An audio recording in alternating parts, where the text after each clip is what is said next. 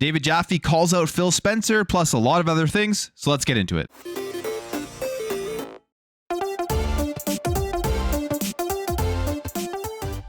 So it's been a very tough week for Xbox fans and for Phil Spencer after the announcement of the delay of Redfall and Starfield into the first half of 2023. These were going to be the big marquee first-party Xbox Game Studios games to release in 2022. And as of right now, we have no information if anything else is going to be released from Xbox Game Studios this year, meaning there will be 0 Xbox Game Studio releases in 2022. So yes, people are upset, people are angry, people want to know why they are still waiting for an Xbox Game Studio release this year. And Phil Spencer responded to the criticism saying, "These decisions are hard on teams making the games and our fans.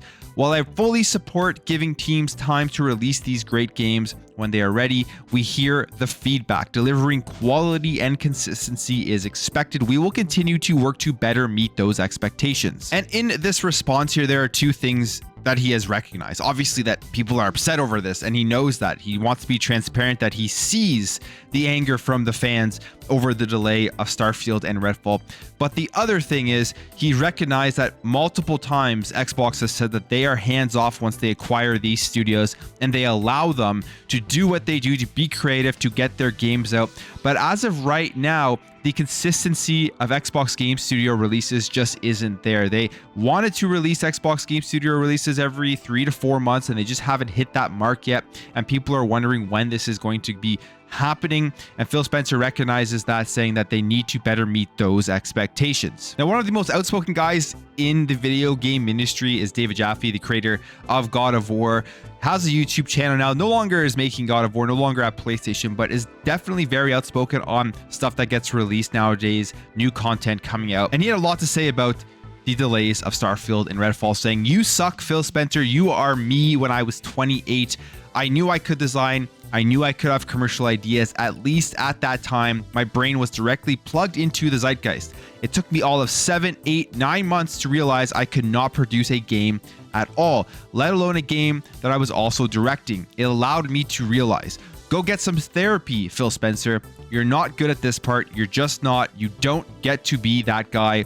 Dude, this is not a one-off. Do not fire Phil Spencer. Phil Spencer is a visionary. I love his vision for Game Pass, and if someone can get the man out of his own way, he could be the tip of the sword of leading an absolutely wonderful for gamers and the platform disruptive movement. But if he can't get out of his own way and hire someone who knows how to manage development, you're this close, Phil Spencer. Your plan is sound. Your infrastructure when it comes to the studios is sound. It's great, but you can't manage. You just can't do it." So pretty harsh criticism there from David Jaffe. I mean, he recognizes that Phil Spencer is a visionary, and I would 100% agree with that. You look at how Xbox has transformed since Phil Spencer has taken over. It's really gone from a place that people just were kind of not really interested in anymore with the Xbox One generation to a place that people want to play on. It's a premier place to play. It's selling like crazy. They're signing up for Game Pass. They're buying the consoles. And now we have this issue here with the delay of Starfield and Redfall. But he's pointing out the fact that Xbox Game Studios just hasn't been able to deliver on their promises of releasing those games every 3 to 4 months, which takes a lot of management, especially with the amount of studios out there that Xbox has. And that's going to continue to get harder and harder as they make more acquisitions, as the Activision Blizzard acquisition goes through.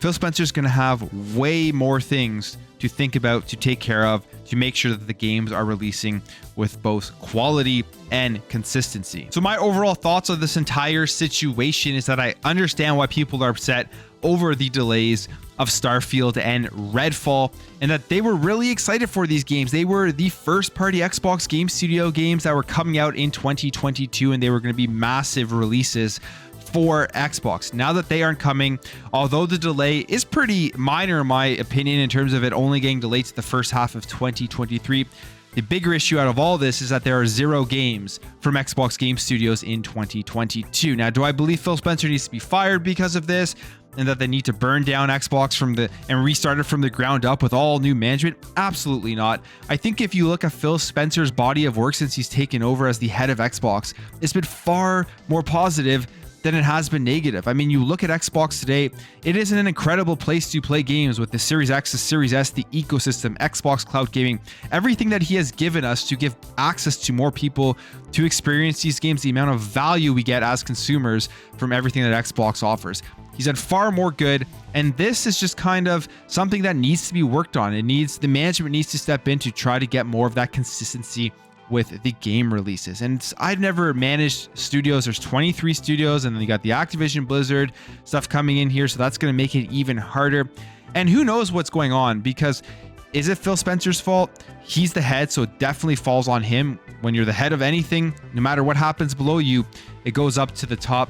But maybe there's something going on just within these studios as well, where there needs to be more direction and less just openness in terms of the creativity, so that they have unlimited time to work on games. Maybe they just need to have set deadlines, make decisions, and then move forward with those decisions so that these games can get released on a timely basis. But if you sit back, you think of all the games in the works for Xbox right now, there are so many, and they will start being released. And once they start being released, the ball is going to be rolling, and we're going to see so much content from Xbox Game Studios in the years forward. But this right now is just a huge disappointment for a lot of people, and it really just highlights the overall issue right now for 2022, that there are absolutely no games from Xbox Game Studios. Hey, that could change on June 12th. Maybe they have something huge up their sleeve that we do not know about yet. But either way, Phil Spencer has done a great job at Xbox. Yeah, maybe the management side of things need to be improved upon. Maybe he needs to bring somebody else in to help him out to make sure that these studios are managed. Maybe they can't be as open as they said they were going to be from the very beginning, and put more deadlines and timelines with all of the studios that they run. All right, jumping over here to some rumors going around that there could be a Gears of War collection that could be coming to Xbox this year, which would be really, really cool, because if you look at the Halo Master Chief collection and just how well that has done, I think they should do something similar with Gears of War. Now, this comes via Special Nick in the Xbox Era podcast, saying here, there was a rumor a while back where I mentioned that there was another Microsoft franchise that's getting the Master Chief collection type treatment. I am of the belief that it is coming this year. Maybe that'll be their E3 announcement, the Xbox and Bethesda showcase he's referring to. Everyone's guessed it. I'm not going to say it, but everyone's guessed it. What makes me laugh, though, is that if you go from November 2021 to November 2022 and you look at Microsoft's big output, it could wind up being Halo, Gears, and Forza. And that's funny, because that's the main criticism that people always throw at Xbox, that all they have are Halo, Gears, and Forza. Now they have all of these other studios under them, especially with the Bethesda acquisition, that they're still really focusing on Halo, Gears, and Forza, or at least those are the outputs that we are getting, because those are the ones that have been able to be completed and released. And they're great franchises. I mean, people love to laugh at Halo, Gears, and Forza. For me personally, specifically Halo and Gears are my main games that I absolutely love to play. So I'm actually excited to see if they are going to be releasing a Gears of War collection, just being able to access every single game with some remasters on them, and then being able to play all of the different multiplayer maps, all of the different multiplayer game modes from all the Gears. I think that would be a ton of fun, and I'm definitely all for that. But this is an announcement, I think, for a lot of people that they'll be very excited for, but then you'll have the other group of people that are just going to continue to criticize Xbox because of what we have gotten so far with the Xbox Series X and S, which is Halo Infinite, Forza Horizon 5. Then there'll be this Gears collection. People will be asking and wondering, when are the new IPs coming? When are the IPs coming from all of the other studios that they've purchased? And we know Starfield and Redfall are now delayed. And until that stuff starts to happen on a consistent basis, it will always be the criticism that people throw at Xbox. Now, besides the Gears of War collection, I would love to see some more stuff from the Coalition at this event. Maybe a quick glimpse into what they're going to be trying to do with Gears 6, some more Unreal Engine 5 examples. Apparently they are working on something else as well, so maybe a quick trailer as to what that is, just giving us a little bit of a teaser of some other stuff we can expect from the Coalition. But hey, if they give us a Gears of War collection, like I said, with all of the content in there, I'm all for it. I'm definitely going to be jumping in and playing it. And again, it'll be an Xbox Game Pass Day 1 game. All right, jumping over here to a survey that has been put out by Atlas asking if Xbox fans would like to see JRPGs like Persona and Shin Megami Tensei coming over to the Xbox platform. Now, we know with Xbox, one of their major issues in terms of a genre has been JRPGs, Japanese games. They have been improving on that. You just go look at some of the Xbox Game Pass releases that we are getting. Just got Aiden Chronicles, which looks like a really cool JRPG. But Persona, that's a massive game that is missing from the platform. And I think a lot of people in the West specifically would love to see this game come over to Xbox. This is something that you want to see. I would highly recommend going to check out that survey, answering it. And I think the more people that say, yes, we want to see Persona, we want to see more Atlas games coming over to Xbox, the higher chance that they will make their way over.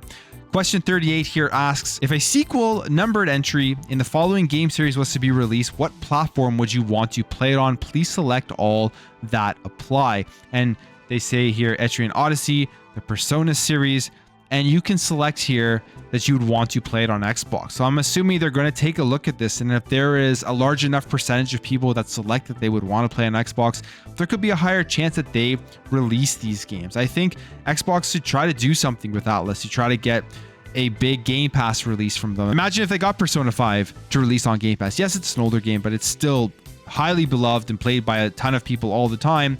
And if they can release that on Game Pass, I think that will bring up a lot of excitement for people, and it will really help cement just more JRPGs into the service, something that a lot of people want to see. Phil Spencer has talked about trying to get a bigger foothold in Japan and getting Xbox higher in the minds of Japanese gamers. We know Xbox is doing slightly better in Japan this generation. They're working on Xbox Cloud Gaming, and I think that will be a huge hit because mobile gaming is huge over there.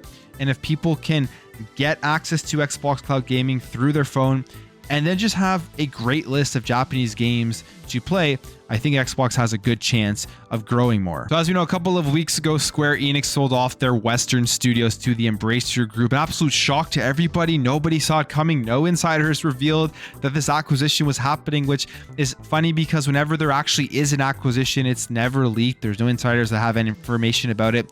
And this was another one which brings into question, what is Square Enix trying to do? You've had insiders say that Sony is going to be buying Square Enix, which I don't see happening anytime soon, especially because they are still trying to get the Bungie deal passed.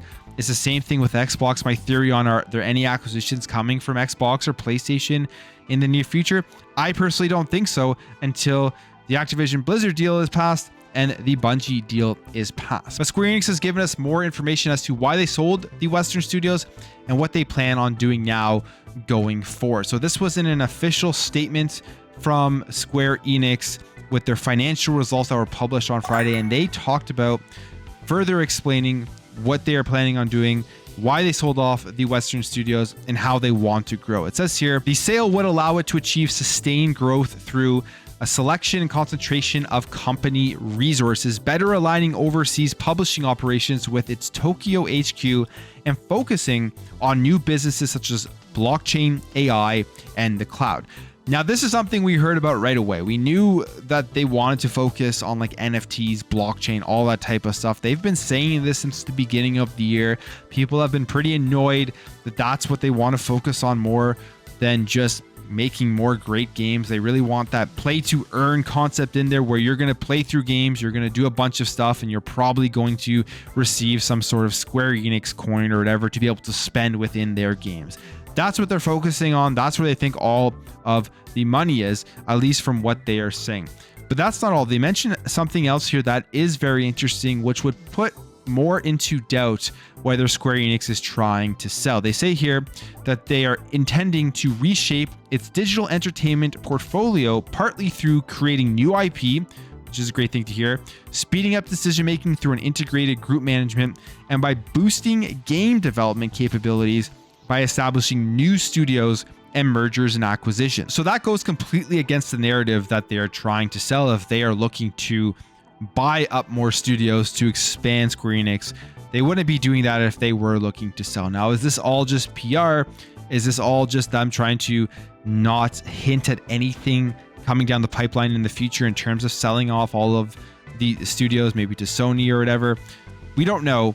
But from what they are saying specifically, it doesn't look like Square Enix is going to be acquired anytime soon. And finally, I just want to talk about this. If you remember back in March, there was a tweet here where there was a new Xbox app that had been discovered. It was an unnamed project. It was going to be an app within your Xbox store or on PC or whatever.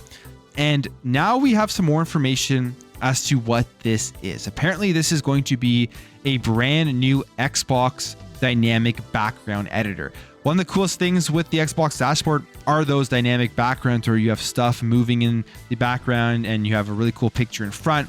The Halo ones have been pretty cool.